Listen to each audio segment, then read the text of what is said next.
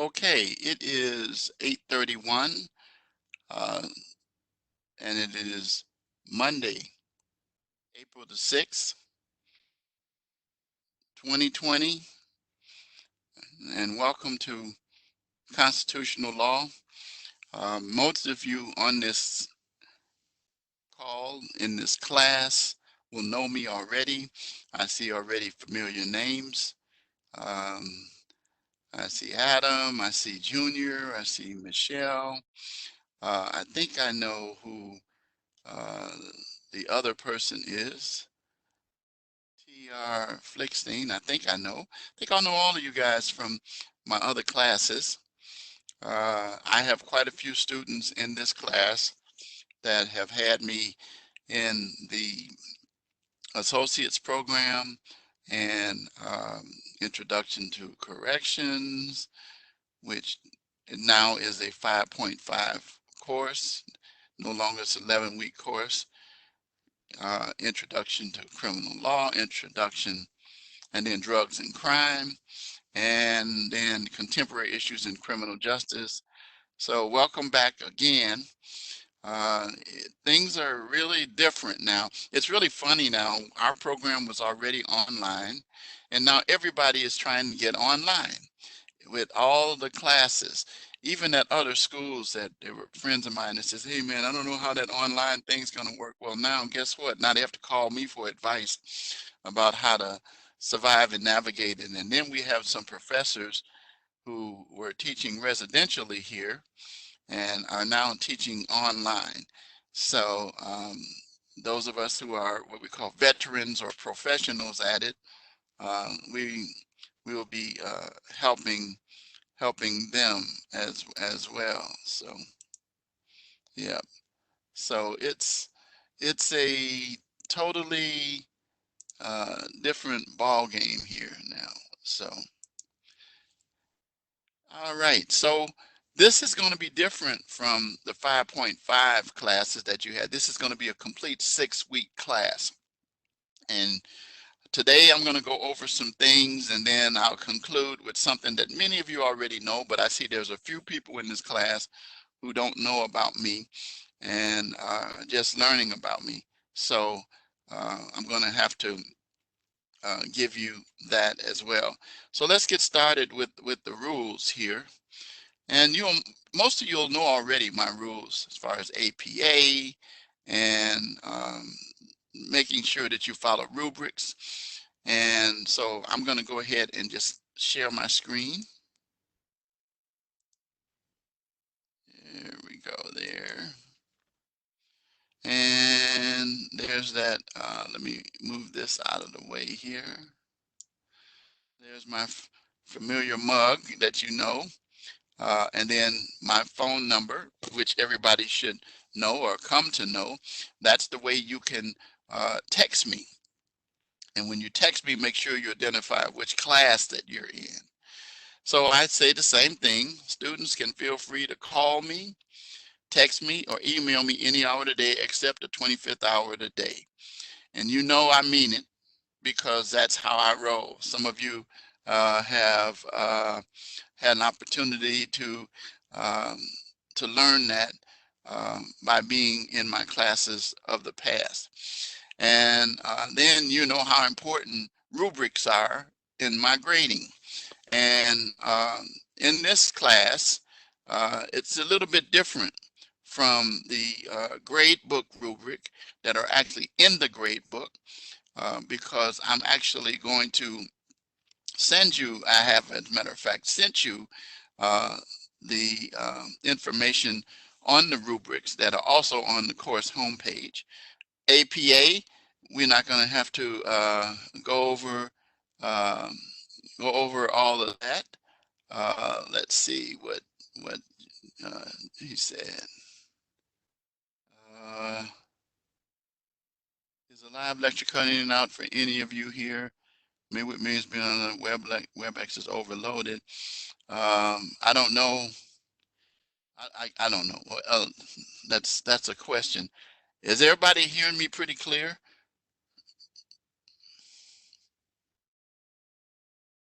Okay. Shakira, okay, welcome. Anybody else? WebEx is working wonderfully for a change. Okay. Next, just fine. Okay. So it seems like just fine. Everybody seems to be working fine. Junior, you're the one that's having the issues. Maybe it's because of where you are. Where are you, Junior? What part of the country are you in? Where are you?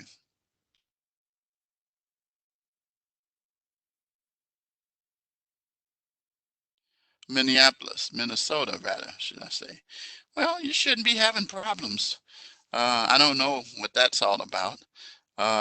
Anybody else in Minnesota that's on this on here in here so far? Anybody else?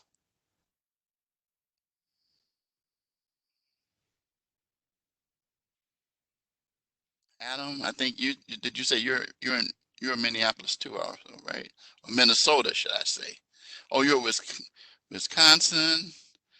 Okay, southern Minnesota. I guess that's kind of close to Wisconsin, isn't it? North Dakota. Oh, North Dakota. And you getting me real good up there in North Dakota with no problem?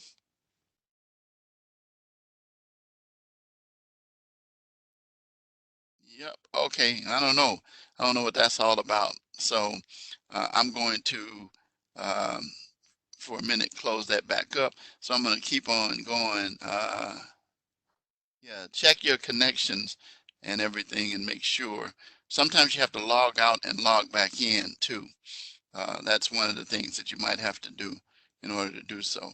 So anyway, you know my rule on APA. And you know my rule on critical thinking, so I'm not going to repeat those things, but be aware those things are applicable in this class.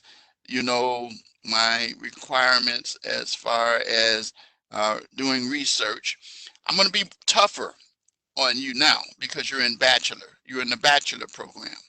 And APA is really going to be very, very, very important. They are changing APA, but they're not changing it until the fall, or either we may even do it next winter because of the fact that with this coronavirus. And speaking of that, I hope all of you are holding up uh, um, pretty well under these circumstances and situations. I hope you are staying safe. I go out to the store, and that's it. I'm not going. I went out in the backyard. We put some stuff on the grill Sunday. We even do our church services from home now on the internet, and so it's a pretty serious thing. So you guys make sure you take this seriously. Um, you know, and now they're saying we should wear masks. And I kind of thought that before, and the reasons they're saying we wear masks is because when people speak, their vapor goes into the air, and so thank you, Shakira. It's good to see you too. And so things are things are really, really, really serious. And you're wearing a respirator. Oh wow. Um, I hope that you're okay there. Take care of yourself there. At the prison here. Oh, okay. Yeah, at the prison. Yeah. Speaking of that, at the prison, we have a prison here in Illinois called Stateville. Some of you may know it's very close to where I live, actually, and some of my former students have graduated, worked there. And so you have to be careful in these prisons. My daughter works in a county jail, Cook County, matter of fact, yep, one of the larger facilities. And so what I was going to tell you is that um, they had, back to Stateville, they had so many inmates that contracted or were tested positive of COVID um, 19, that it was they bum rushed one hospital. In fact, it was the hospital that I was in. Those of you who had me before may remember when I had the flu, I was in the hospital. That same hospital now is kind of full of people from the prison, and that's where they had to take them. So yeah, but thank God I'm doing okay now. I'm, like I said again, I'm staying safe. I'm staying in, and then yes, wear your mask. And you got one of those respirators, the kinds that probably the doctors use also at the prison. But I can tell you this, wear gloves. Make sure you wear gloves, and those disposable gloves, and you know, and use hand sanitizer if you can find it. And let me tell you, there's nothing like soap and water. I was telling um, some people that I know from my church and other friends, and I mentioned this on Facebook, that uh, my grandmother solved this problem a long time ago. She's passed on. She used to tell us, wash your hands with soap and water. That's one of the things that you're hearing professionals tell you to do. And it's just basic common sense. And you have to watch the things that you touch, and doorknobs, and I go to the washroom, I make sure that I wash my hands thoroughly, and then I take the towel, hand towel, and then I open the door. That's when I was out. Now I'm back home now. I I still do it at home. We have disinfectant spray, everything. You just really you got to be careful, because this is something that we have never had to deal with. And I'm 69, I'll be 70 years old. I'm one of those individuals, they say, that are primed for it. And, deaths are accruing. I have two people that I know and that have tested positive with the coronavirus. Um, it's just really something. So anyway, I thought I would mention that while we're dealing with it here. So I will be working diligently with my students to make sure that we get through this together. And I believe, to be honest with you, I don't know how your stay at home is. Ours is until April the 30th. And by the time we get to April 30th, we'll be over halfway through with this class. And I believe that this whole class is going to end up being in the situation that we're in, stay at home. There's a few states that don't have it, and which I can't quite figure it out. Iowa is one. Do each of you have stay-at-home orders in your states? Do each of you? Yeah. Okay. Anybody who does not until May 4th? Okay. Yeah. Um, we don't. What you say? You're in North Dakota? They should. You know what? Here's the part that I don't get is that you gotta, why don't they operate proactively? It would save lives. And that one of the things that's tragic about what's going on from the federal government dealing with some of the states. I'm kind of perturbed with some of the bantering that I hear coming from uh, the federal government and the White House about disagreements with governors. This is not about politics. This is not about uh, religion. This is not about race. This is not about sex. This is not about national. This is all about health, people, and that's a priority. A healthy country is a prosperous country, and right now we got issues with that. So anyway, let me get back into what it is. But yeah, so anyway, so our resources here, so all of this stuff here is familiar to you, so I'm not going to go over all of that. For those who don't know what critical thinking is, and by now you should know, um, there's a video in here. And then your rubrics and written assignment. Now, here's your rubrics in this course. Let me move this out of the way here for a minute. Now, your rubrics are each week. This is your written assignment for this week. And this is how my points are going to break down. There's my good old 5 points for the APA. The meeting the page requirement, including spelling, grammar, and so forth, you can possibly lose 5 points. You're losing an average of 3 points. Deals with all of the issues that it calls for in the assignment, 30 points. Adds the information to rewrite the preamble. Now, you know what? Whenever students do this assignment, I always tell them, please, please, please, don't give me a paragraph or something. Elaborate on it. Remember, you're in college. Add information to rewrite the preamble, and please try to do it for me double space. I know there's a tendency to want to do it single space. I'm not going to worry about citations and references for this assignment, by the way, just for your own information. Even though it says in here, I don't take off points for that, for this. If you do have a source, though, that you find some information, please, please, please, though, for academic integrity purposes, please give the citation and or reference for that.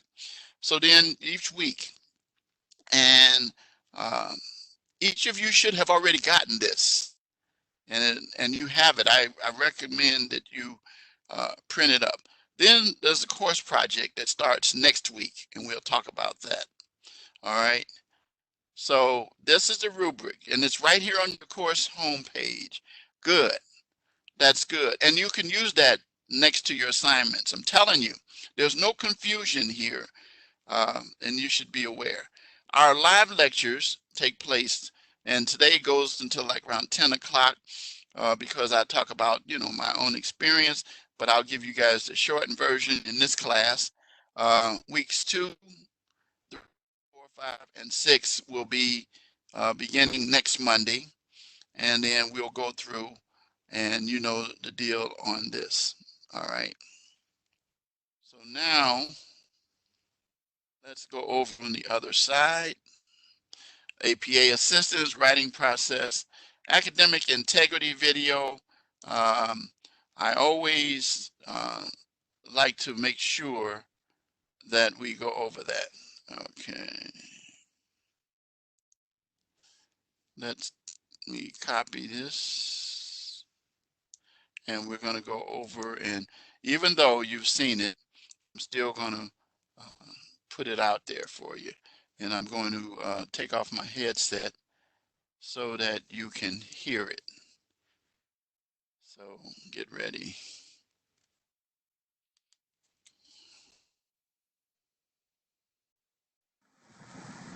Closed captioning should be included in here. Okay, let's get it going.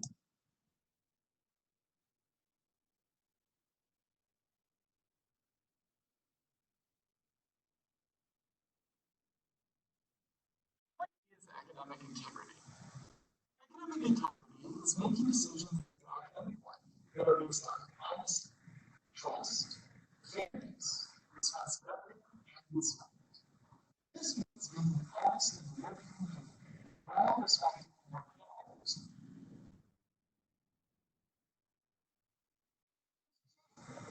Cheating means destroying or receiving answers or information by any means other than those expressly required in science or evidence, rather than so. Examples of cheating include asking fellow students for answers or copying answers during the test.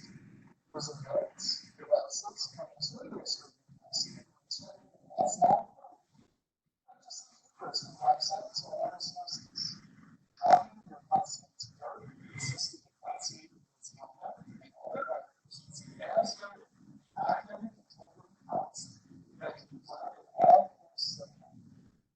Always ask your professor if it's okay to use notes during the test, or work together with classmates on the assignment.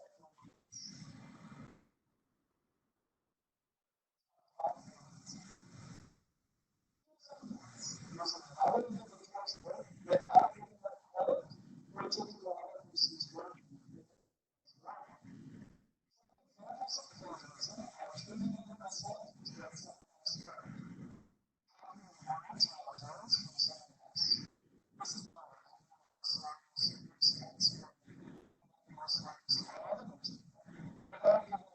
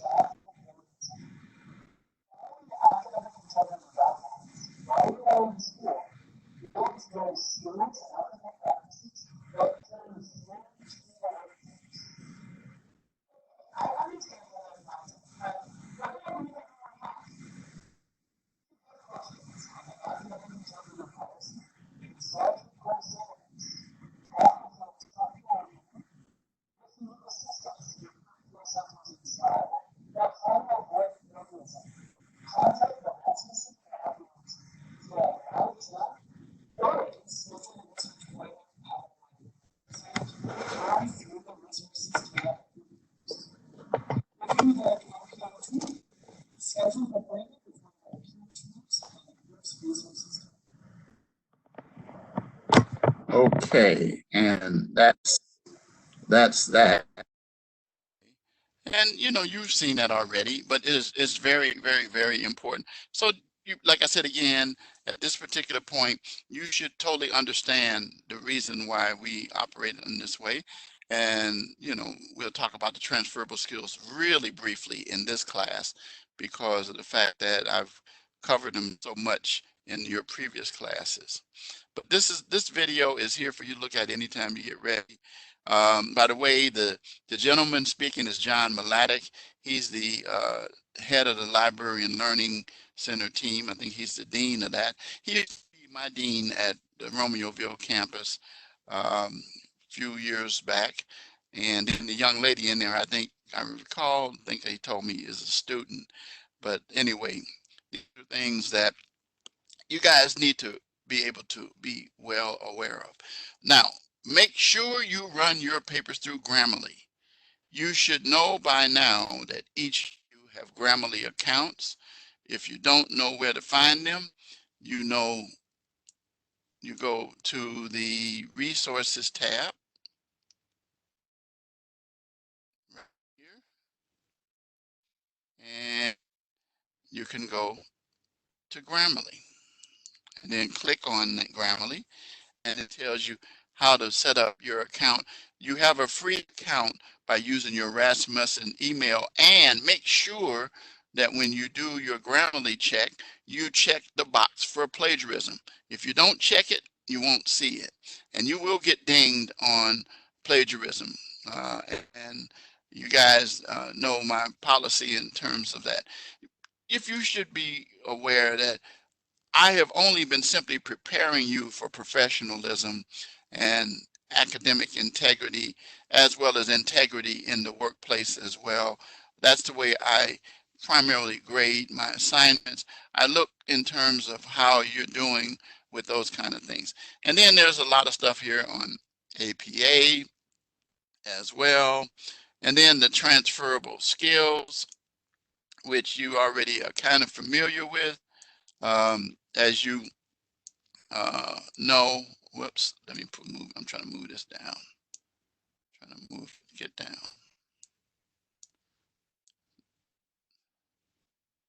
I want to make it, okay, I want to move it. Come on, mouse, do your thing. Oh, it keeps, okay, there we go. And so the 6 transferable skills: critical thinking, digital fluency. Digital fluency is very important because everything is digital now. By the way, it says in here there's no textbook, but you should know already there is a textbook. It says that in the syllabus, but there is a textbook. And I sent you corresponding PowerPoints, and we'll do the same thing this week every week as well. Information literacy, being able to find credible resources. One resource that you never use that I always talk about, what is that? Anybody? Yeah, Wikipedia. There we go. That is it. Yeah, you get dinged every time for that. So use credible resources. And yep. And so here's the key.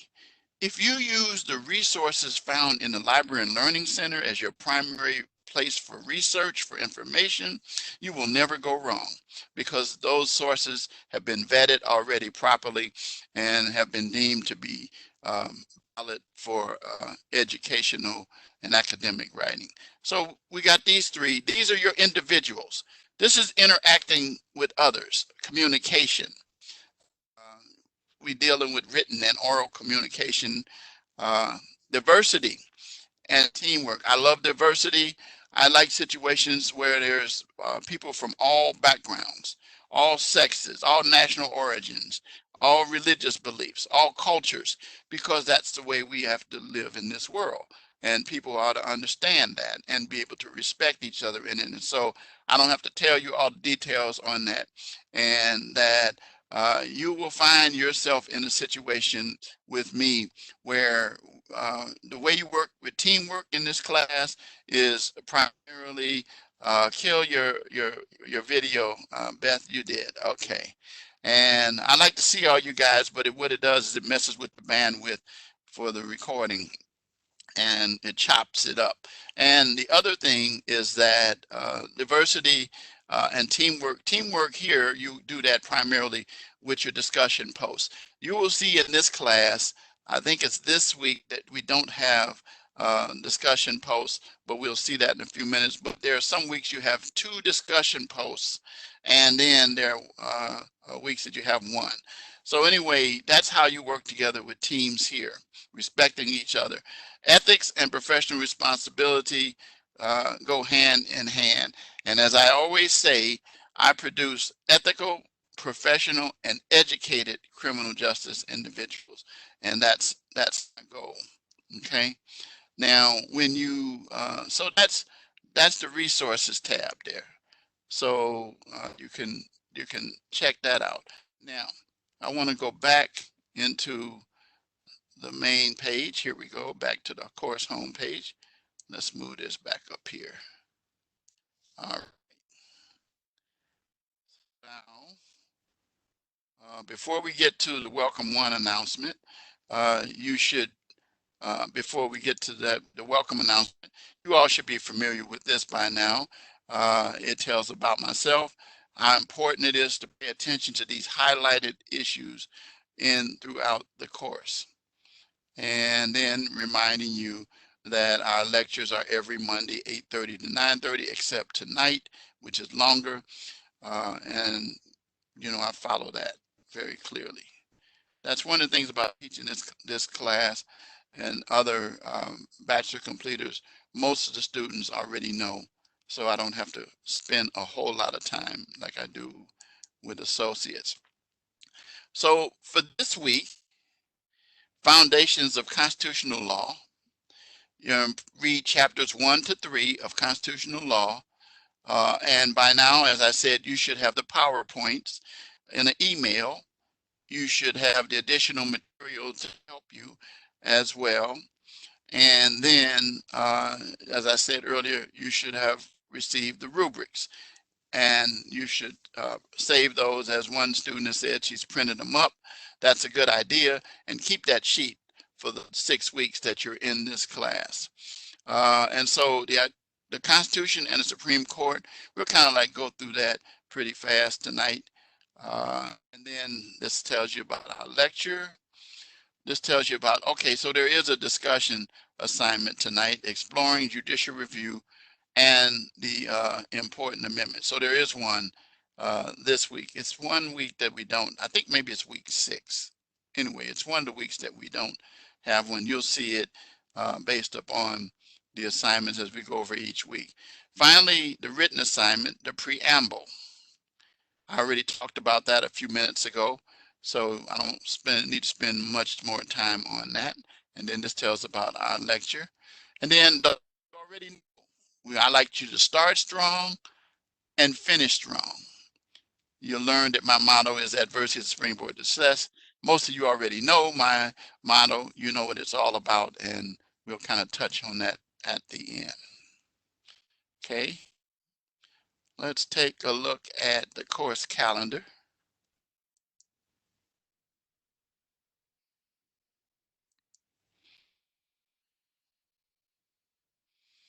Okay,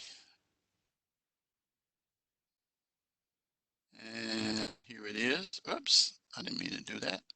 So you can see the course calendar starting with tonight. Here's your reading assignment. And then you can click on that. And then your live lecture. And your initial posts. Let me see while I'm at it. I just want to see. I'm curious because I thought there was one week that we don't have. No, I guess it was. I guess it was a couple of weeks that we have just one. That's what it is. Okay. That was my bad. We do have discussion posts every week. One of my classes we don't have the first week, and I think it's and that might be introduction to corrections course now, which is now 5.5. But anyway, you have your live lecture here. You have your initial post and reply post. This is not an or. You got to do both of these. You got to do initial post and reply post, a minimum of a reply post and initial post. And they are due on the dates here. And you know my rules about losing points. And you all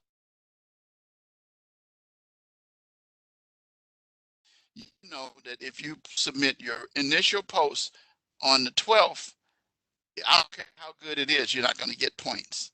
But if you submit your initial post by the 11th, which will still be late, you can submit your reply post on the 12th and you'll lose a point. That's the way it operates. So, and we're going to talk a little bit about that in a little bit.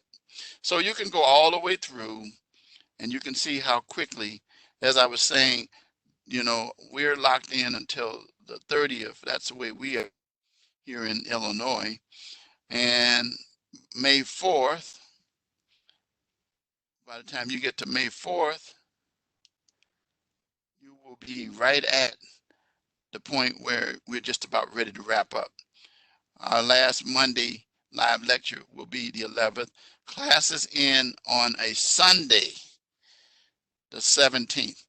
Unlike other classes you've been in, where we ended on the Friday, but it's on that Sunday, the 17th. All assignments must be in by that 17th. Okay. And that's pretty much it for that.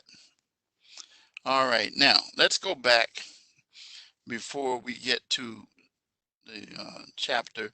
By the way, I hope that many of you have taken the time to post in because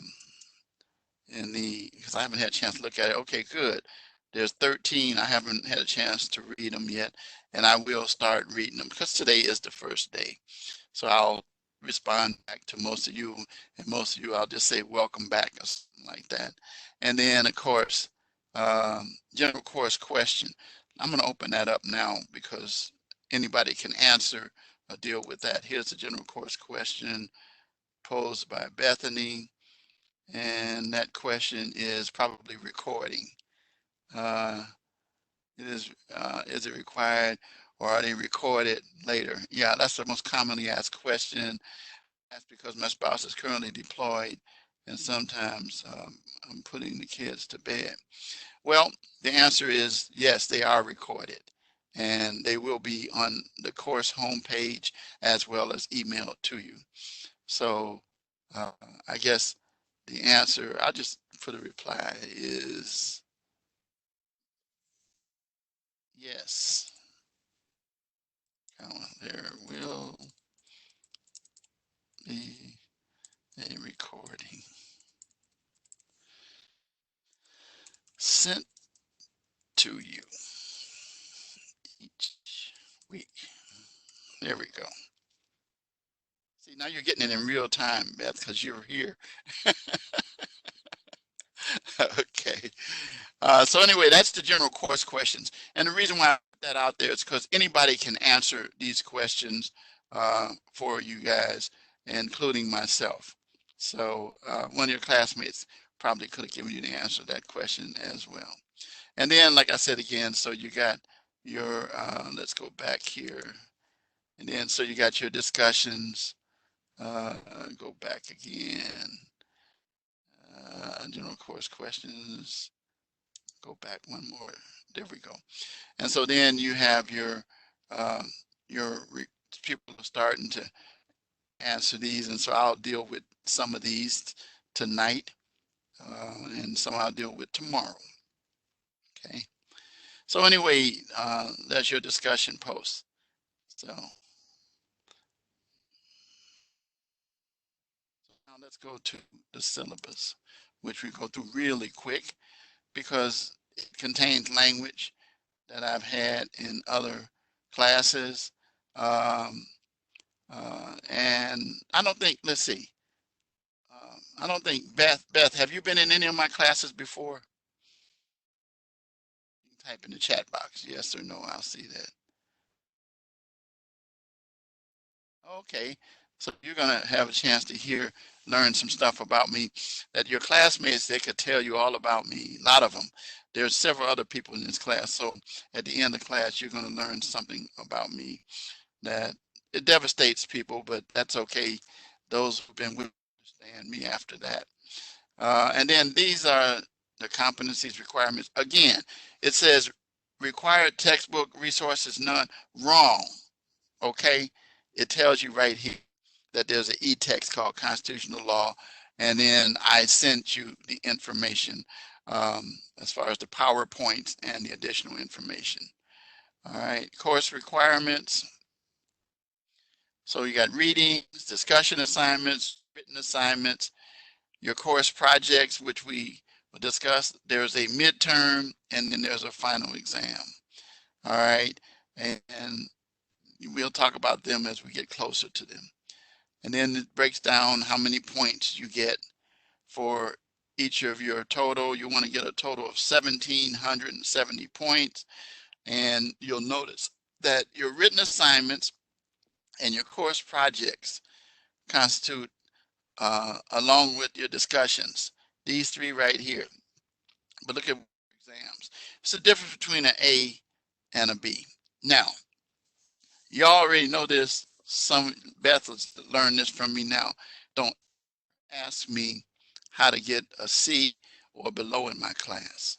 I will not answer you because I don't teach students how to get C's, D's, or F's. You can do that all by yourself.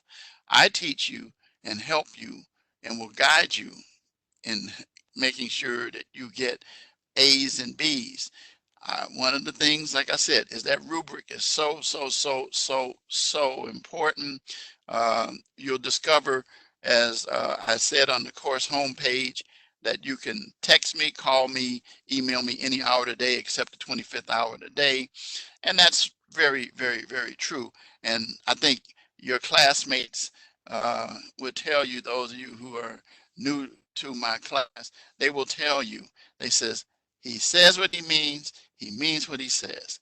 I am known as fair, firm, but I'm very consistent. You know, I've had students to get really mad at me, and then they have to come back and say, okay, I got you. My bad, my bad. I say, yeah, you're spending good money. You want a good education.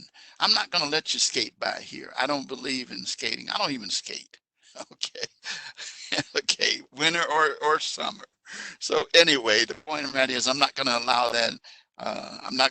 This is not going to be what some people call a bird course. No, it's going to be a course where you're going to do the work and I'm going to help you. I'm not this expert in the field who is up here and you guys are down there. No, we're all a part of this team.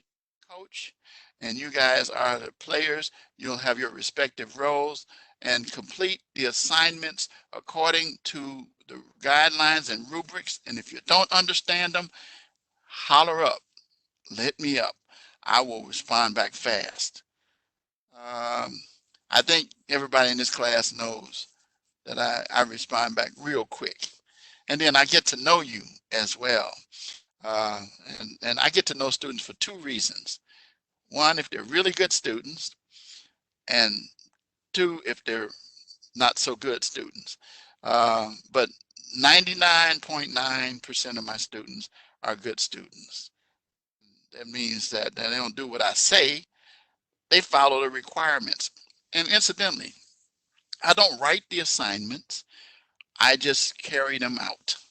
I put some input to the course developers, but they listen to us a little bit in terms of it. They have what they call SMEs, and SMEs are subject matter experts who are individuals who we feed information to, and then they put it together. So, and many SMEs are professors as well that teach. So anyway, I expect you to know that I will do these things. I'll respond within 48 hours. Usually, I'll respond back even faster than that. My contact information is on the syllabus. I conduct lectures every week. I participate in class discussions as well, and I grade all assignments. I try to grade them by Friday at midnight after the due date. I try, hear me, but because I have so many students, sometimes it might be Saturday, but I'm going to make every effort I can to try to get them out as soon as possible. If you finish your assignment on today for that's due Sunday, you don't get your grade until next week. That's because it's within the realm, and that's how it operates. Because I'm giving so Sunday assignments that are due to be graded by that following Friday. That's the school requirement, which I try to satisfy. But I'm not perfect, and they know it. But I do everything I possibly can to try to do so. But make sure you let me know who you are. The transferable skills, I've already talked about them. The attendance policy, I'm not going to talk about that. The late assignment policy is for new people, 10% for each day that your assignment is late, you lose points. Now, and you know, I tell students, don't get relaxed with that, because if you have a paper that's perfect, that's due on Sunday, and you turn in on Monday, then the highest you can get is a 90. And then if you turn it in on Tuesday, then the highest you can get is a 80. By Wednesday, the highest you get is 70. So by you get to 70, you're at C and heading toward D. And by Thursday, you are there. So you don't want to do that. Now, be aware that it says here that in some cases, students may be asked to complete an alternate assignment. Forget you see this, because I don't do that. All of you who've had me know I don't do that. I'd have too many students. I started trying to do that once, and it almost drove me up the wall. So I don't do that. Online discussions at the end of the current week, and as I already said earlier, you cannot submit them that following week, because the discussion is over. Now, this is where students know me. Instructors may waive the late penalty in case of extenuating circumstances. I determine it, not your dean, not the president of the university, not anybody else. They bounce it back to me. Your advisors, they will say it's on your faculty member. Trust me, I am very liberal, and I work with my students. I know that there is an extenuating circumstance, and in this situation that we're in now, there will be some. There will be some that come up probably in the next 2 months or a month or so, for people who are down in Florida, in Georgia, and down in Texas, and um, Louisiana, and places like that. because the hurricane season. So we deal with all those kind of things. If you're deployed in the military, I'm talking about you are deployed in the military on assignment, I need to know. Let me know. I don't want orders. And please don't give me your obituaries. Don't give me your notes from the doctor and all of that. Uh, this is college, guys. You're adults, okay? So I believe you. And of course, if you're not telling the truth, it's going to end up catching up with you anyway. I always say an unethical student becomes an unethical professional, and their future is bleak. All right. So now that's what I want to say about late assignment. Somebody always says, what's the late assignment policy? I says, go back to the open house. This lecture that I'm giving you today will help you understand what you need to do for the next 5 weeks after this week as well. Incomplete grade policy, I'm not going to talk to you about how that works. That's on you. There are students who didn't understand how that worked, and they were asking me questions about what I could do to give an extension. I can't give an extension after the last day of class, but I can give an incomplete if you follow that. But once again, I'm the one who will have to decide. I had a student one time to ask me for an incomplete, and we were at week 5 and heading toward week 6, and I looked back and I saw that their percentage of assignment completed was 5%. I do not do that. I'm not going to do that. I'm not going to do that. And so we're not doing that. Oh, and by the way, while we're talking about something, and something just came back to me, is that, we were talking about information literacy and information. Please, please, please, please, please stay away from Course Hero. Have you all ever heard of Course Hero? Good. You don't never heard of it? Anybody else ever heard of it? Good.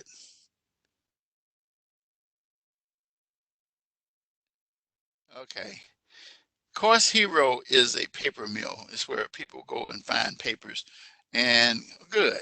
Course Hero, and when I run your papers through Grammarly, it tells me the source that you got your information from, by the way. And it tells me. Course Hero actually contain papers from previous classes that students have put up, and people will use them in other classes. And they're not their own, by the way. They're somebody else's papers. So that's not good. But anyway, don't use Course Hero. So anyway, um, good. Stay away from it if you don't even know about it. Plagiarism is the only thing in here that I pretty much focus on. We already talked about that and those kind of things. The key thing is that we want to be graduates who have some high morals, high standards of professionalism, and your ethics level should be at the highest level possible. Okay. And so you can take a look at the academic integrity policy. But and by the way, when I do have to report a Grammarly percentage that's high, that's 25% and above, actually it's 26 and above. Um, though sometimes I fudge it a little bit, and if you get to 30, I'm sending it. I have to report it to the dean, and the dean that is over this program is someone that I know, Dean Venus Fisher. You don't want to get to know her so much. We know each other real well for about 8 years. We've worked together, and she's fair, and she knows how I am as an individual when it comes to students. But she'll know about it, and then after so many times, it goes to a team, and you could be dismissed from the school. So we're not going to stay there with that. And that's your syllabus. Okay. Anything else I need to cover before I get to um, just for your information, I just want to show you this. This is what I sent. This is where I sent out to each of you the course rubric. um, the PowerPoints, and then, of course, my welcome email. If anybody didn't get this, I don't know how, because it went out to everybody. Because if you, for example, go and look at this list, your name should be on here. If your name's not on here, then that's the only way you wouldn't get it. Okay. And so these are the rubrics that are the same ones that you see in the course. And then here's the course project rubrics, which will apply weeks 2, 3, 4, and week 5 and 6. So week 1, you don't have that. That was what I was thinking about when I said it was something we didn't have this week. And so, I emailed that to each of you, along with each week you will get the PowerPoints, which they look like this. And I'll open it up just so you can see what they look like in case you haven't had a chance to. But they're good for you. I don't use them during the lecture, but they tell you different things about, and actually it's a summary of your chapter. And you go through and you learn things that will benefit you in terms of helping you with your assignments. And then I provide additional information, and that's why I called it that. Most professors, probably 99.9 don't. I do, because I want to help you. And this is not overload you with material, but it's information to help you. And it can also help you with, why didn't it open up? It should open up. Oh, there we go. Oh, I know why. Because I have to do this. Yeah, that's why. And then you'll see what it looks like. And it has a lot of valuable information to help you out there. Alrighty. And so, it gives you some stuff in here that's extra. You don't have to worry about, like lesson plans and stuff. That was for how I do my lectures, if I was doing them boilerplate. But now I provide the material for you. It explains some things regarding the assignments and so forth, and all the way down there your tools to help you to understand what's in the module. And then one other hint, there's cases in here that you can utilize, and make sure you use the proper citations when you're using cases as well. There's a whole lot of hyperlinks in here. It's just a whole lot of stuff in here to help you. These lecture notes are basically things that you can kind of look at. We'll talk about those during the weeks to come. There's some things, the key terms. Incidentally, learn to pay attention to these things, because these are important when it comes to your exam. Okay.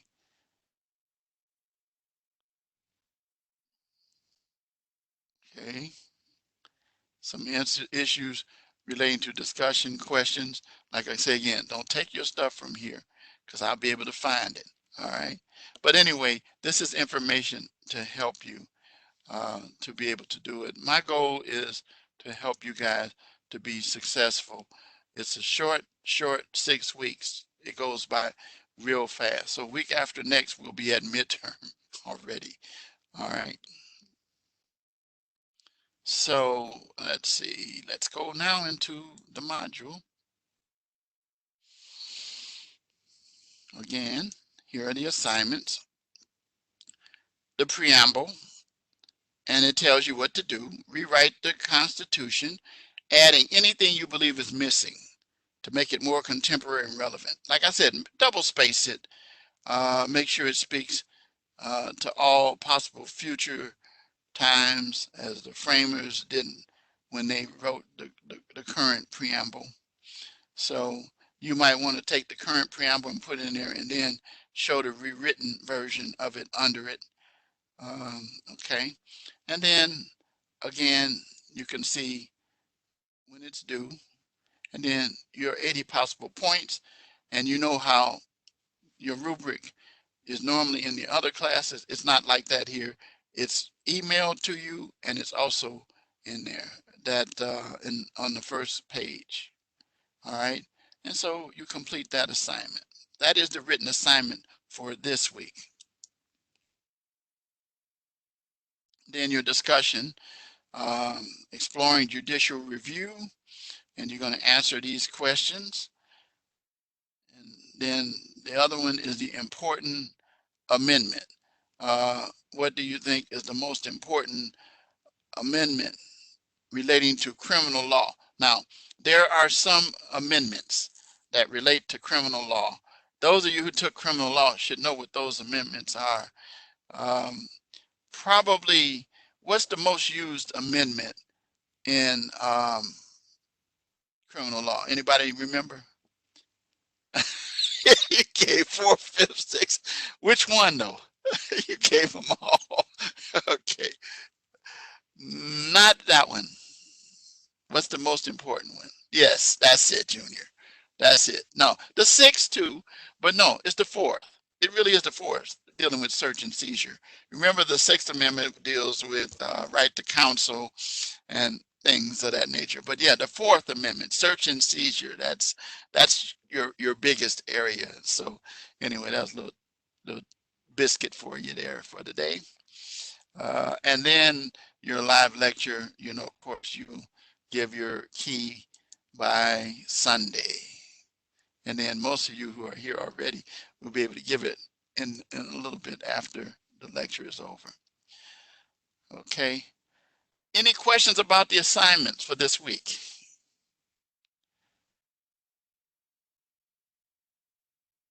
Silence means no, and no means no. So since silence is the case, and okay, uh, yeah, okay, I saw somebody. Let me see. I want to see what that says. I have to put the chat back up because are the lectures, notes, and PowerPoint the best materials to use? Uh, kind of, sort of, yeah. But the PowerPoints are the best. But remember what I said earlier, that material, remember that additional material that I sent? I said that it has the terms. These quizzes are based on terms. So, okay, that's a very valuable tool. Very valuable, extremely valuable. Okay, anything else? Anybody else? Good questions you guys asking. Okay, all righty. So now I'm going to move into, just quickly, what I would normally do in lecturing, but I'm not going to do that tonight. The lesson content section. And this is when we would deal with these bullet points. But like I said, do your readings, chapters 1 to 3, your assignment with the Constitution and the Supreme Court. Then we've already talked about this, and this. So the Constitution of the United States is where all law, no law can violate the Constitution. That is why cases are decided where there's challenges to laws and tying it to the Constitution of the United States. All right. And so it is, as we say in these here, the supreme law. And it is often interpreted not just by the Supreme Court, but by all courts in every land. And so the preamble basically is just a statement of, how should I say, what we call it, a statement of summary. We, the people of the United States, in order to form a more perfect union, establish justice, ensure domestic tranquility, provide for the common defense, provide general welfare, and secure the blessings of liberty to ourselves and our posterity, do ordain and establish this Constitution for the United States of America.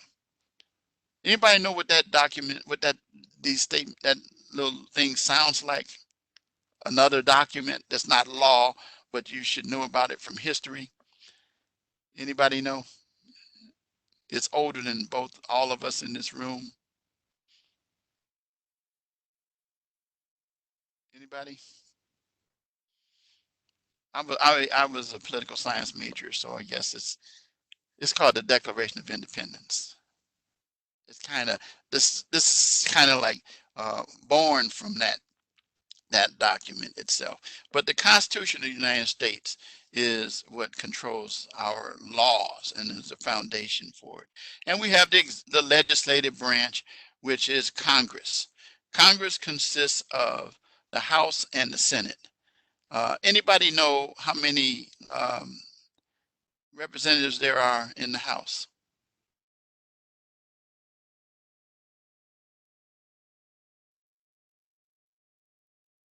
Anybody know?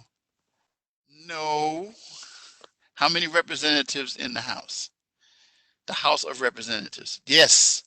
There you go, Junior. I don't know. Did you look that up, Junior? Or did you know that? I'm messing with you. The truth of the matter oh, no, you didn't look it up. You knew it already. Okay. Is that what you just said? Oh, good. Okay. All right. Yeah. Well, I am a political science major. I got my degree in politics. I eat, sleep, and breathe politics. But yeah, so the legislative branch consists of 435 representatives. How many in the Senate? Anybody know?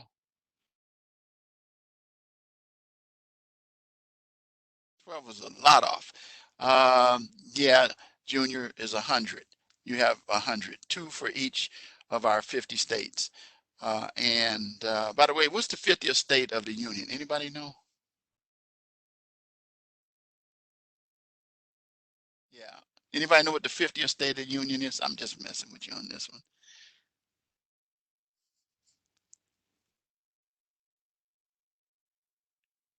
It was a TV show that used to come on. Nope, that's 49. It's very warm.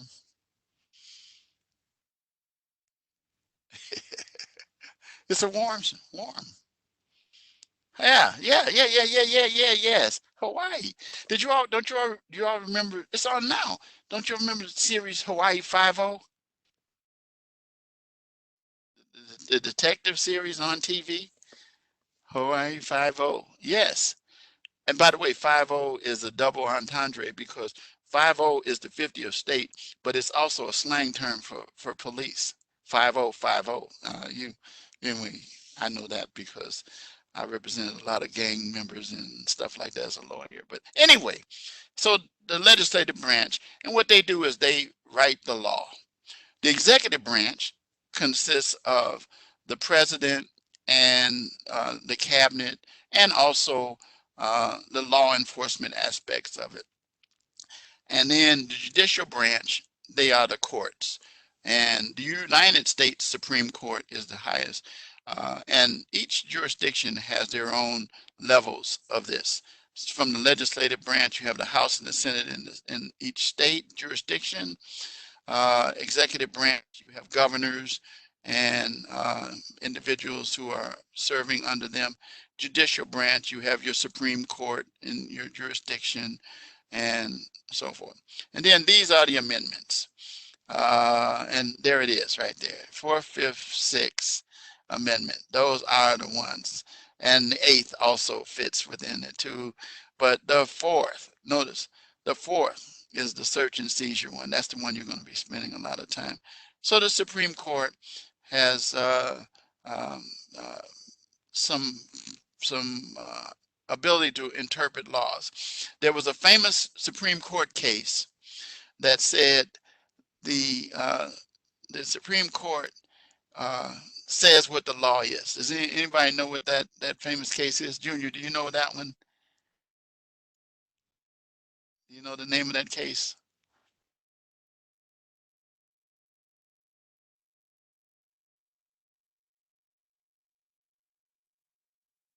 Uh, the case that says that the United States Supreme Court, the Supreme Court interprets the laws. It's an old case, 1700s. It's Marbury versus Madison. Yeah, I know that because I'm a political science major. I got my degree in that. So anyway, so that's what the courts are. And that's pretty much what we would talk about for today. Okay? So any questions about anything that we covered for this week?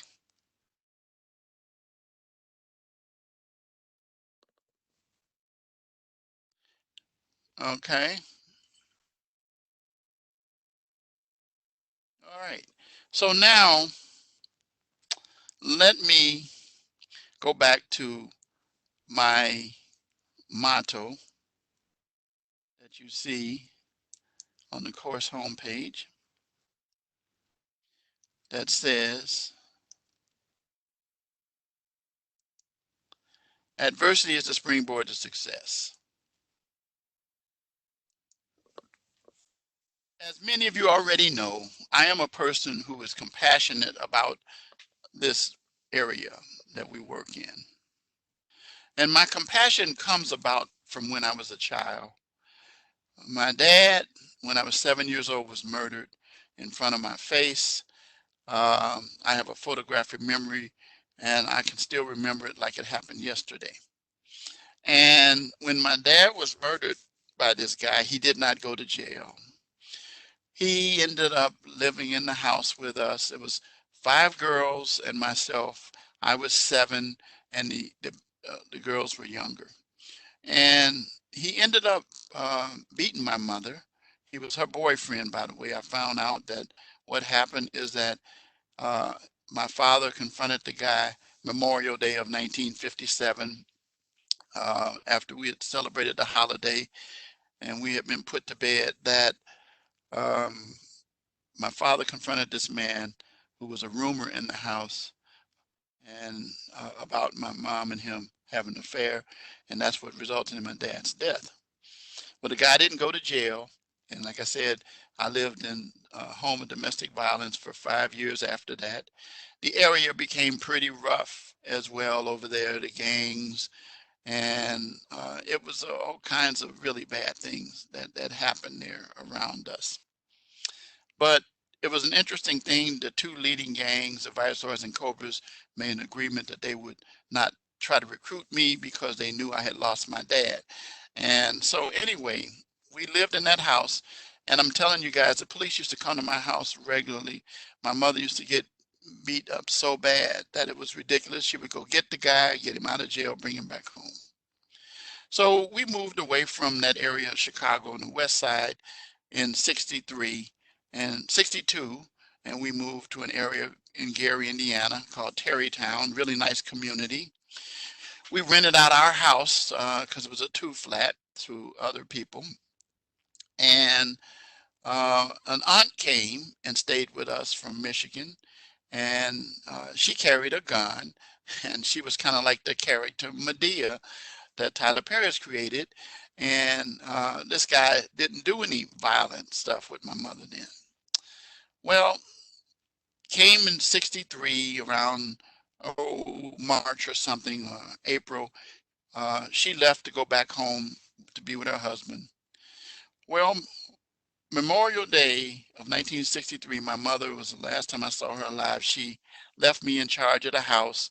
And by this time, by the way, I had two other sisters, and they were fathered by the man who had killed my father. And so anyway, my mother left me in charge, and I cleaned up the house, did everything. Everybody went to bed. Woke up early the next morning and was smoke in the house, and I found out there was barbecue in the oven, and anyway, I opened the door and let the smoke out. Where I noticed the car pulling away that my mother had that she shared with this guy by the name of Scott. And so anyway, I went and checked my mother's bed and she hadn't been slept in there. And so she ended up doing that a lot of times because she had a restaurant in downtown Gary. And so anyway, came about later that day, two gentlemen showed up in trench coats, police officers, and they announced that my mother had been found dead in Chicago, I started yelling out this man's name and lost it. It's Scott, Scott, Scott. Well, as it turned out, he had murdered her, turned himself in, and so the police had him. Well, we were brought back from Indiana to stay with an aunt, all eight of us, seven girls and me. As I said, I was 13. The baby was just a little over a year old or so. And so, anyway, I found myself living with an aunt who didn't want us there. She made us clean up the house while her kids could go to YMCA. We used to pull weeds with our fingers, at least I did. Dandelions. I can't stand them today because of that type of thing. And so anyway, it was really, really a tough time for me. Digressing a little bit back, when my mother used to be beaten up by this man, I used to have to rub witch hazel on her. And right now, if I smell witch hazel, tears come to my eyes, not because of that, but it's a trigger for me. So anyway, we stayed with the aunt, and she said that they were going to split us up. But my other aunt, the one that was with us earlier, that went back to Michigan, came back, and she heard about what was going on, and she made it quite clear. She says, "No, I'm going to take these kids, and we're going to be keeping them together." So her and her husband had a house built, and we moved into that house in the area called Maple Park in the Morgan Park area of South Side of Chicago, and we ended up living there. So we living there. I find out that her husband was not a good guy. I didn't get along with him at all. He wanted to adopt all of us. I didn't want to be adopted because I wanted to carry on my dad's name. So we had a point of contention. He and my aunt also would get into it, and I told you she carried a gun. Well, he had guns too, and they pulled guns in the house. So we lived in that kind of environment. It was pretty rough. Well, let me take you to 64. That was when we moved into that house. I found out two things. First of all, that Scott pled guilty and that he was going to be receiving 10 years. But 10 years meant 5. And I found out that for good behavior, he would serve 3.5 years. And I was a very disturbed kid. And so I questioned whenever I started getting disturbed about something. And I said, this is not right. This is not fair. And so I found out that there was nothing that could be done. That was just the way the legal system was. So I asked questions about the legal system, and finally somebody came and told me about these people called lawyers. So I went to school and I was in 8th grade, went to the law library, not law library, went to the librarian and asked if we had any books on lawyers or attorneys. And they had one little book. And I took that book out and I took it home and I read it cover to cover. People, the next day, anybody I met, I would introduce myself as Richard Wright and say, I'm going to become a lawyer. And I was 14 years old. It was also during that time period that I ran into trouble with my aunt, and then so much that I heard this lady on the radio and I liked her voice, and I went and found her. And she was a radio personality in Chicago, and I ended up asking her to be my mother. And she became my friend. She mentored me and was in and out of my life during that period. And she spent a lot of time taking me out of the house. So I wanted to get away from all of this kinds of stuff. So I used to spend a lot of time out. I um, had a paper route and I worked at McDonald's after school. So then I got involved in the neighborhood church. And so I went on, through that period there from 14 to when I came to about I was 19 years old. And my aunt and uncle were told by the church in the neighborhood that they were going to give me a scholarship. All they had to do was sign. He refused to sign, because he said I wouldn't take his name. So I says, that's okay. I'm going to move out when I become a high school graduate. And I did. Some of my friends ended up letting me come and stay at their house, their parents did, and got me a job as a messenger in a big law firm. So here I was on my way. And so I ended up starting in the mailroom at this big law firm. And I used to go to work every day dressed up with a shirt and tie. The guys wore polo shirts, but I didn't. I wore a shirt and tie. Well, as it turned out, people started taking note of me. One of the people who took note of me was a man I took a package to by the name of Ray Kroc. And I won't ask you who Ray Kroc is because many of you already know. If you didn't know before you heard me talk about it enough in classes, he was the founder of McDonald's Corporation. And he took me as his personal messenger. And so in the meantime, I went to school at night, City College of Chicago, and I didn't have a car.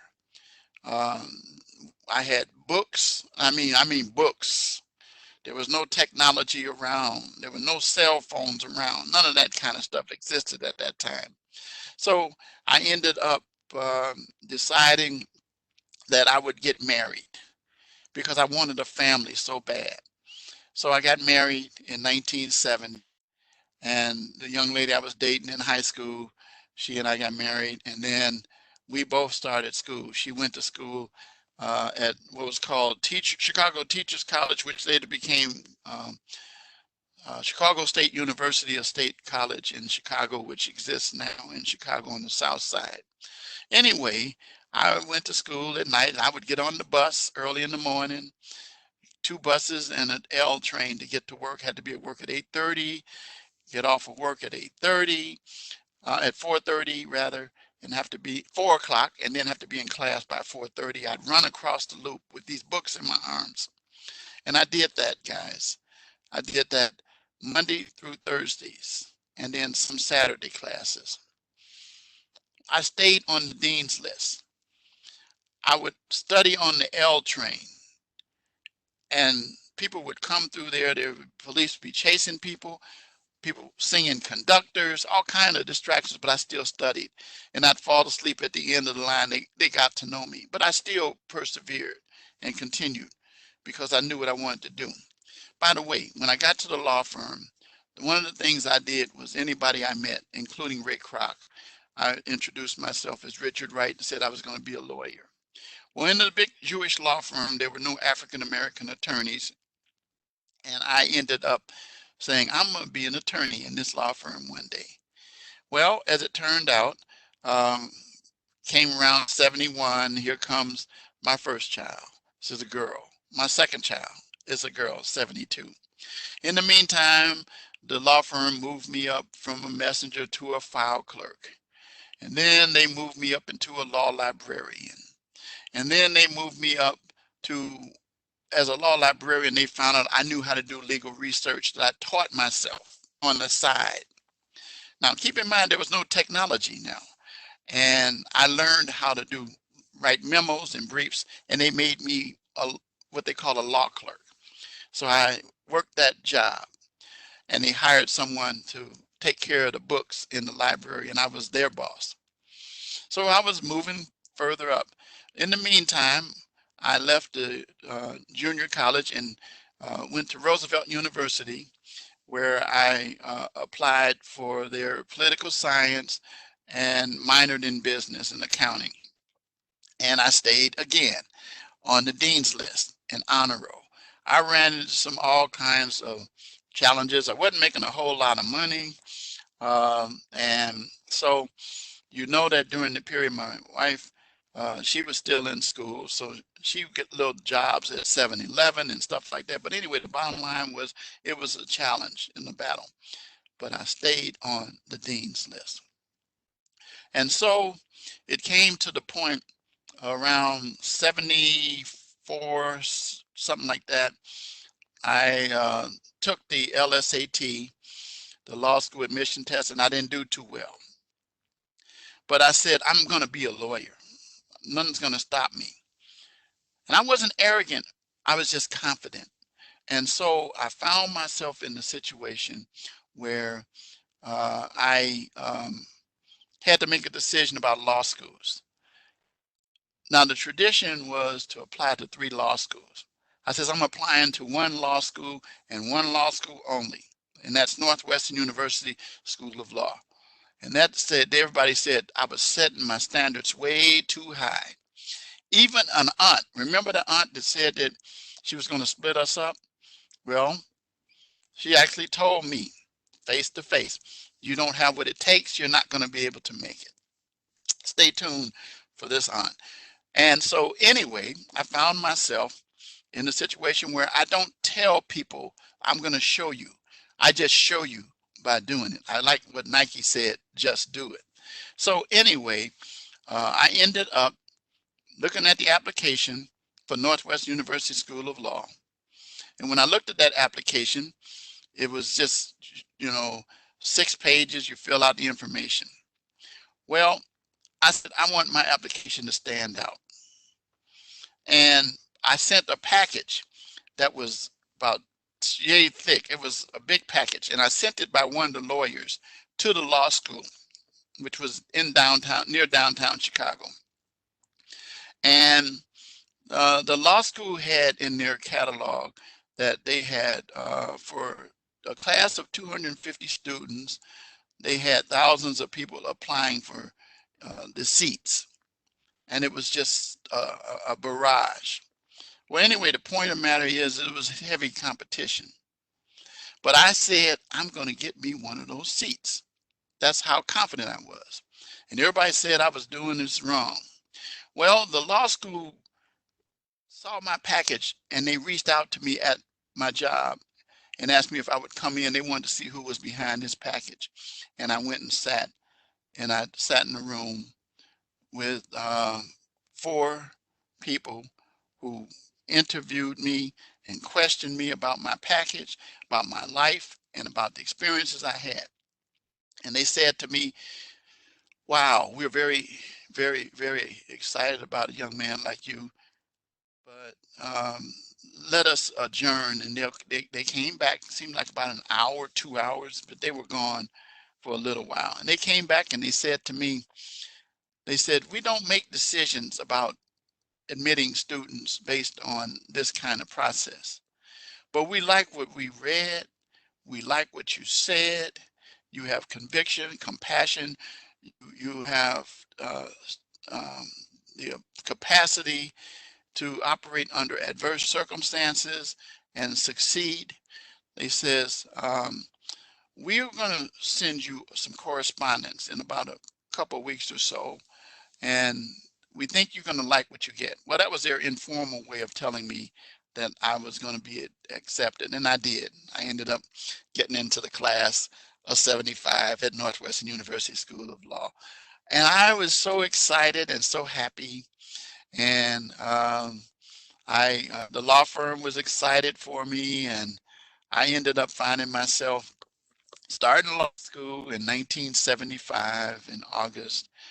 Well, my wife had graduated with her degree as a teacher. I had graduated with my degree in political science and minored in accounting. I graduated with honors.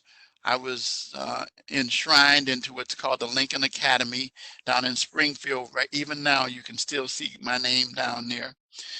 And then I was interviewed by newspaper people and TV and news people about my things in life I overcame. Well, started school, and something had happened that hadn't happened in a long time.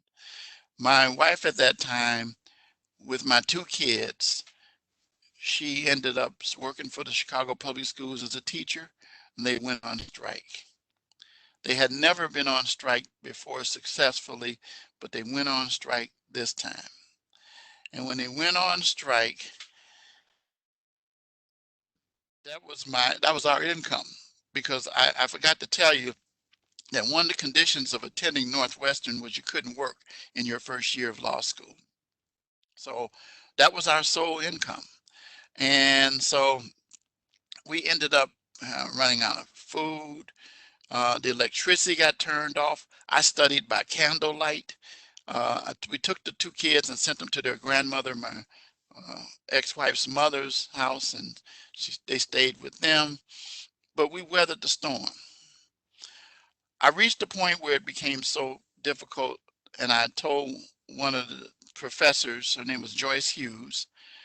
She is a new professor there. I told her that I was going to have to leave because I had to take care of some financial things. She said, "Come to my office before you leave," and I did. She sat me in her office and blocked the door and told me, she says, "Hey, I want you to sit your bottom down there and agree that the only way you're going to get out of this room is past this door. The windows you can't get out. And the only way you're going to get out this door past me," and I remember she was firm about it, "is if you agree that you're going to stick this out." She says, "I know you have obstacles." She says, "But other people have obstacles too, but you cannot, you've come too far." And I said, "Well, I was just going to take a leave for a while." She says, "No, you need continuity." And she was right. So she let me out of that room because I decided to stay. And then during those 3 years, next 3 years, I met people like R. Eugene Pincham, who is passed away. He was a judge, but he was a lawyer at that time, a criminal defense lawyer, and his son was a classmate of mine, and he learned my story about what I went through, and he took me to the criminal courts building in Chicago and let me get the files about what happened with my parents. And he suggested to me that I might want to be a prosecutor. He said, "But you want to probably be a defense attorney." He says, "Because you'll learn the system better." And I respected him. Now, everybody was saying, "Wow." Well, I took him up on it and I became a criminal defense lawyer. By the way, when then so came time for graduation in 78. So I was making out my list of people to invite to my graduation. Guess who got the first invitation? All right. I'm gonna say it because some of you already know. My aunt. You remember the one that told me I couldn't make it and I was aiming too high? She got the first invitation. And see, that's how I deal with situations like that. And that's how I teach people. That's how I mentor people and work with people to help you to understand. Don't try to explain yourself. A picture is worth 1,000 words, and you can find yourself explaining to people by your actions. Nobody had to question whether or not I have the picture. The picture is in my profile in there. You see in the student lounge of me receiving my law degree. I was 28 years old. And so I found myself uh, going back to the law firm as, by the way, yes, their first African American attorney. I stayed there 2 years, making really good money in corporate law, but I didn't like it. So in 1980, I left and started my own practice. Well, I started working with some other lawyers, but I didn't like their ethics, so I started my own practice. Made about 5 grand the first year on my kitchen table. But the point of the matter is that I was doing what I said I wanted to do. Well, in the meantime, my wife and I started um, heading in different directions in life. I still had some issues that I hadn't worked out because I got married at 19 years old, right out of high school. And so we ended up amicably uh, getting a divorce in 87. And by this time, we had a third child, which, by the way, was born right after I graduated from law school in 1978. And so I had 3 girls. And so we went our different directions. And I had my own practice going. I started, by the way, the lady I told you that mentored me, that had been in my life, she became more active in my life. Her name was Mary D. She ended up at WGN TV Channel 9 for many, many, many years. And she ended up, by the way, just speeding ahead in 1984 because of some circumstances to help me. She legally adopted me. I was 34 years old and a practicing lawyer, but she became legally my mother. My aunt had passed away. The uncle was still alive, but we didn't have any communication. And so my ex-wife and I soon separated and went different directions. After that, in '87, we were divorced, and I ended up finding myself in a situation where it was just tough. It was tough. So I ended up meeting a young lady who came to my law office, and I visited her church, and we became friends. And so um, the church motto at that time was "God is able," and it was based upon in the Bible 2 Corinthians 9 and 8. And I liked that theme, so I made it my personal theme. And so I find if you look at my personal email, you'll see God is able in there. You'll see everything with me, God is able. If you get to know me, by the way, go to Facebook. Some of you are friends of mine already on Facebook. You go to Richard Wright. I'll type it in.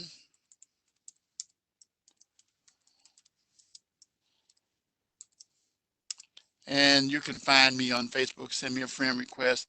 I have many former students and students I have reached out to, and they have reached out to me and became friends on Facebook. So at any rate, I found myself in the situation where I ended up getting married a second time to this young lady.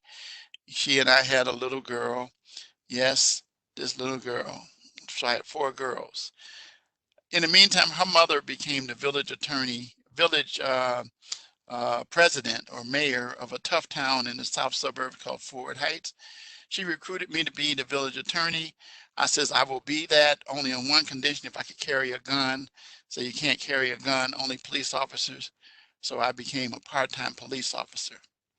And it became clear that the chief of police, who was her live-in boyfriend, was crooked as well. And another chief came in and he found out I was clean and made me his internal affairs investigator. I was the village prosecutor already, the village attorney, and then I became a police officer. So I never wore a uniform. I always wore plain clothes, but I participated in drug raids and all of those things. I did street stops. And I went to the academy itself. So 89 to 93, she and I were married. And then I found out that she and the pastor of the church that I had joined, and by the way, I became a minister at that church. And I started living my life differently. And in 87, that's when my life totally began to change. And so God is Able became my theme. And by the way, that's the name of my church that I pastor right now as well. Those of you who go on Facebook will discover that and see that as well. And so anyway, I found myself in a situation where I was it was challenge.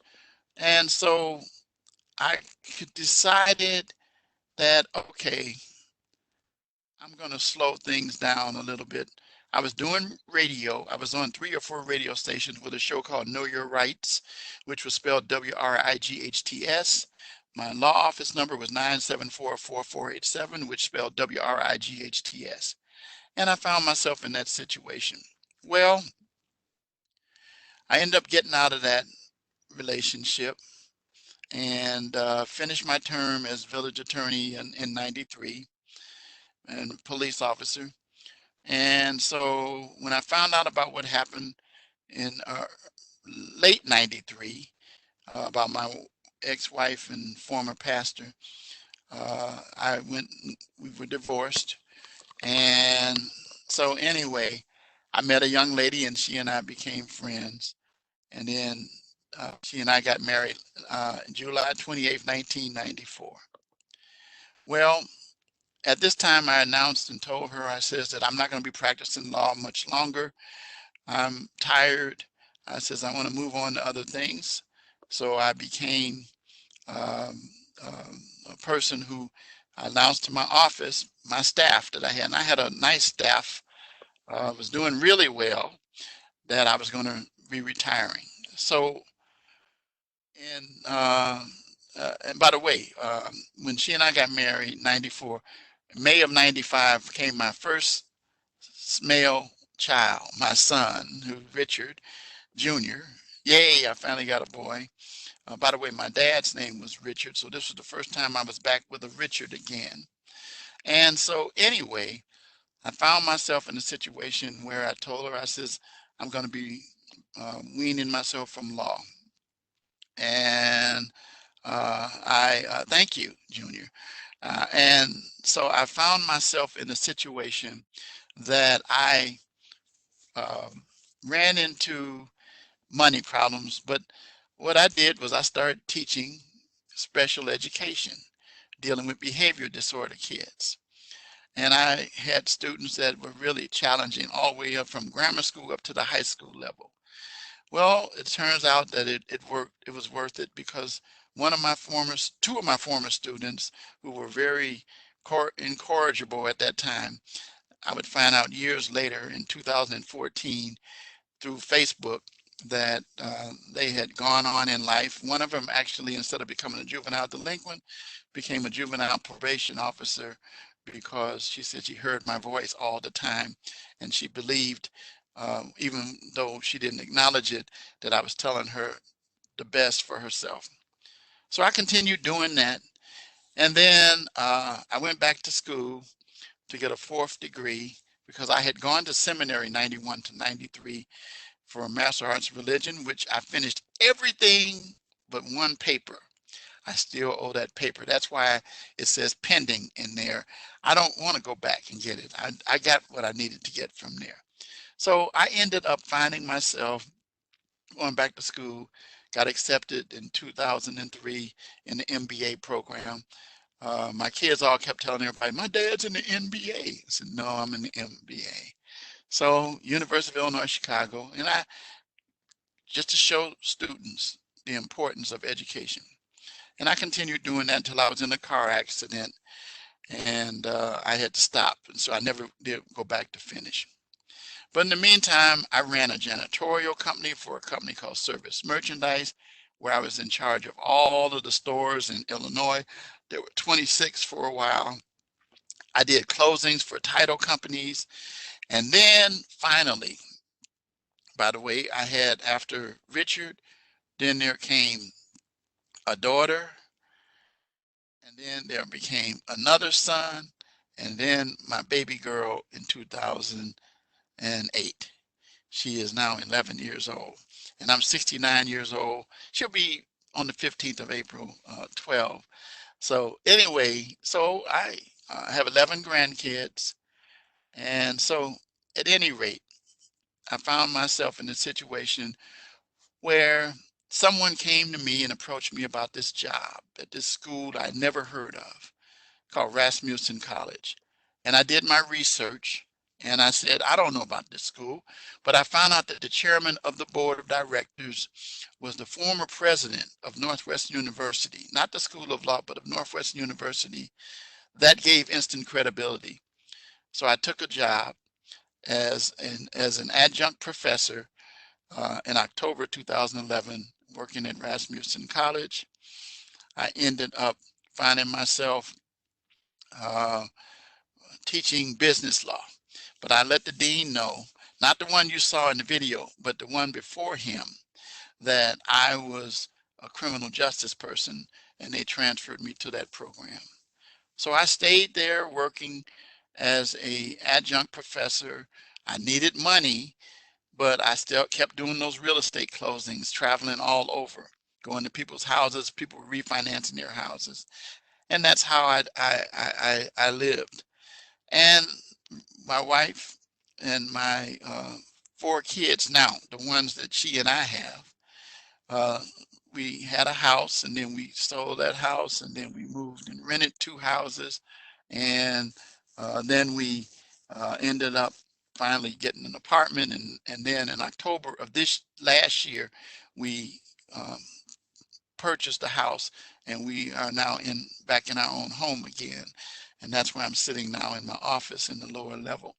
Well, anyway, during that period, as an adjunct professor, I found out that there was an opening, and the opening was for um, state program coordinator of the School of Justice Studies, which meant I'd be responsible for Illinois schools, which are Romeoville, Rockford, Mokina Tinley Park, and Aurora.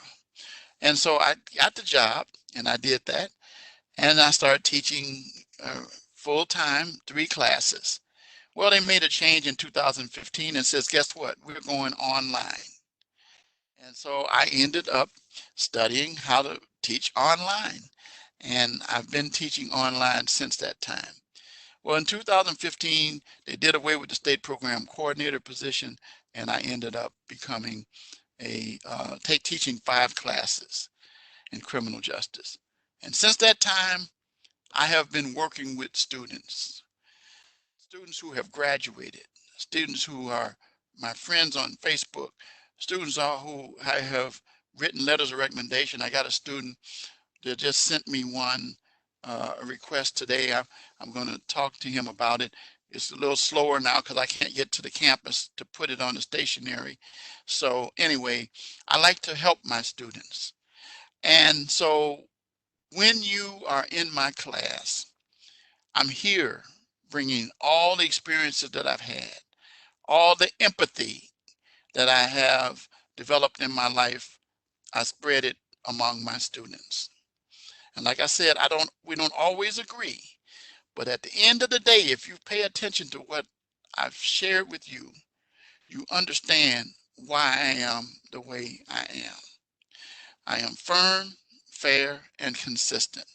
And so I find myself continuing. I love what I do. I love teaching. I will probably teach until I'm in my 90s because I love it. I enjoy it. I like imparting wisdom into young people. But I especially want to produce those professionals in the criminal justice field because of what I went through in the criminal justice. The system let me down. But I was good, by the way, when I was a criminal defense lawyer. I ended up meeting people like Johnny Cochran, O.J. Simpson's former lawyer. I had distinguished lawyers that taught me. My jury trial not guilty verdicts were in the 90 percentile. And because I can communicate with people very well. And so here I am encouraging you guys to keep on and use me as a resource. Don't just get by. Don't just make it. Shoot for the top. And everybody in this class who has had me more than once know that I've been consistent all the way through. I'm very excited that as a student, thank you. I am very excited that a student this past quarter, made up a certificate and awarded me this certificate. And I have the certificate that I shared with my dean. And I cried when I saw it. But I am who I am. I'm going to be that way with you. So with that, I'm going to give you a key phrase. And the key phrase that I'm going to give you is usually one that students learn about me, and you will learn it. Give me the whole thing. Adversity is the springboard to success. Give me that, and you will get your points. So I thank you guys for spending your time with me. I know many of you are stuck at home, unless you're one of those people who have to go to work like the jails or the prisons or the hospitals. I keep my prayers up for people um, who will. Thank you. Thank you. I keep my prayers on people who are our first responders who are out there. And so just stay safe, Stay healthy, as Junior said, and I'll see you guys next Monday. Um, and have a good week. Good night.